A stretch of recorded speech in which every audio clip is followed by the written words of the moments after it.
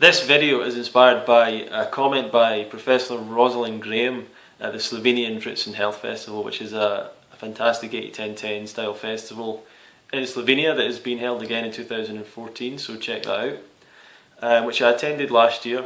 And at the end of the festival, one of the comments she made was, Doug's a genius, and without him we wouldn't have 80-10-10 and kind of stuff like that. And it kind of made me think, and I've thought about this a wee bit, is Doug one of the great geniuses of our time, Dr. Graham? And you've kind of got to say he probably is, because it's almost like for hundreds of years, or maybe thousands of years, there's this endeavour in mankind, in humankind, to try and find this, the perfect diet, and raw foods was always the conclusion that people came to, that raw foods are the healthiest foods and the best foods. And which ones? Well, fruits and vegetables, fruits and leafy greens, that was what we knew, or what we could see from our anatomy and our physiology. Various people saw that this was the truth, this is how it had to be. But so few people ever managed to actually sustain a raw food diet, and eventually many would recommend a little bit of cooked food. And throughout the natural hygiene movement, the raw foods movement, nature cure, and various different movements like that, people were promoting raw food and kind of criticising the use of cooked food and saying how bad cooked food was, and it denatured the minerals and it was denatured the proteins and everything. But at the end of the day, they were still eating cooked food. They were still eating some cooked food, and some of the schools and the teachers advocate a little bit of cooked food as necessary for whatever reason, like the Nature Cure people on Facebook. If you've seen that group, they kind of advocate 50% fruit, 20% vegetables, 10% starches, 10% proteins, or something like that. So they reckon that man had a phase of evolving as a starch eating being, and also had a fruitarian phase, and also had a carnivorous phase. So we have to include all of those in like the perfect diet, which to me is kind of like complete nonsense. It just doesn't really make sense. And it's like the teachings of guys like Edmund Jekyll and very interesting people. But when I see people posting like, this is the correct diet, this is what Edmund Jekyll did, it's like, well, did he do that? Did he follow that? So the missing part of natural hygiene is we always knew eat more fruits and vegetables and get rest and get sunlight, but they never quite, and all the other aspects of health, they never quite worked out the diet, how to sustain a raw food diet for a long-term period of time, because they always had a fear of eating too much fruit. Or of fruit in general. It's known as fruit phobia, and it's something that is rampant throughout society. At least I'm going to coin that term if it's not already been coined. But people have this like fear of the sugar in fruit, and that eating too much sugar is bad and everything else. So the fruit phobia was never left behind, and people ate these diets, and they were kind of restrictive. They were maybe too high in fat, they were maybe too low in calories, and it's just impossible for a large population of people to sustain. Maybe some people that are really committed could sustain it, but it was just difficult for people. And then you get all this kind of failure and people experimenting and trying, but still having great health for sure.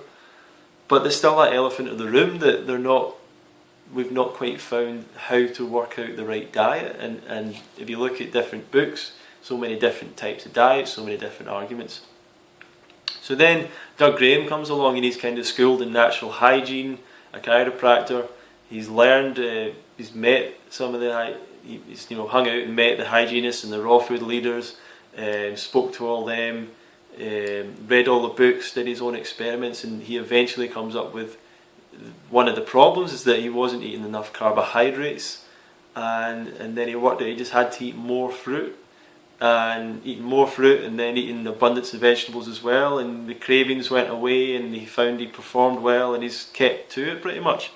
And yeah, there's a bunch of people that have done the fruitarian thing and worked out that fruit was the main thing, but very few were able to actually lay it down in a book, put it down simply for people to understand, and have some of the science behind it to show why it would work, and then to actually have a program that works for so many people. And if you think about any raw food leader in the past, I mean, no one's doing their diets. You know, no one's doing the Brian Clement's diet or the David Wolf diet or the whoever you want to put in, the Frederick Patnaud diet or whoever. But thousands of people now, and it's growing rapidly, are doing 80-10-10, raw vegan, or a version of 80-10-10, and I've learned a lot from those principles. So it's obviously working for a lot of people, and so that's why I kind of say he must be a kind of a genius, but because there's not many people who are able to do that. And I'm not saying that that's like the end. We can just that's it, and we don't need to ever think about any other dietary thoughts again, you know, just read 8-10-10. But pretty much it's like a Bible for a lot of people. It's got most of the knowledge you need to succeed on raw foods, and the rest that you need is really just inspiration from other people, meeting other friends, you know, little bits of advice like that. But yeah, how long in society have we searched, have some of the smartest thinkers in health and research looked for a diet that would work for people and maintain health, and Doug Graham kind of found it and coined it and put it in a book. So yeah, there's very few people that make a contribution as large as that to humanity potentially, basically helping us to realign back to our true nature, to also realign back to being more in harmony with nature and living a less damaging life. So yeah, that's my thoughts. If you've got a different perspective, if you don't think he is a genius or whatever, I just thought I'd put that as like a kind of catchy title, you know. People would maybe like that. So yeah, I mean, it's definitely he had a moment of inspiration that few people ever had or followed through on, and he followed through, and he's pushed the message for years, and now festivals are growing up around it. Various people are having success around it. So yeah, I don't know what the definition of genius is, but that's a pretty amazing contribution that he's been able to make to humanity as a whole, to kind of make that huge contribution to solving the age-old question of what should we eat and why are we unhealthy and why can we not live like the other animals. An 80-10-10 book pretty much answers all those questions. It did for me anyway. But there's a long way to go in perfecting the art of living, of healthy living, and you know, I'm kind of 2 years into this, 2 years when I first heard about all this stuff, and I'm still working out how to eat, really, how to do it properly, how to do it best, you know. I'm still trying to perfect that art, but I'm not as insane about it. Not insane.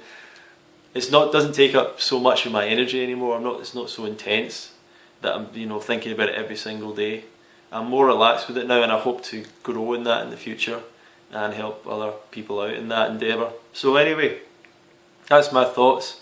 Leave your own thoughts down below. What do you think about that? And I look forward to hearing your own perspective. Thank you. Bye.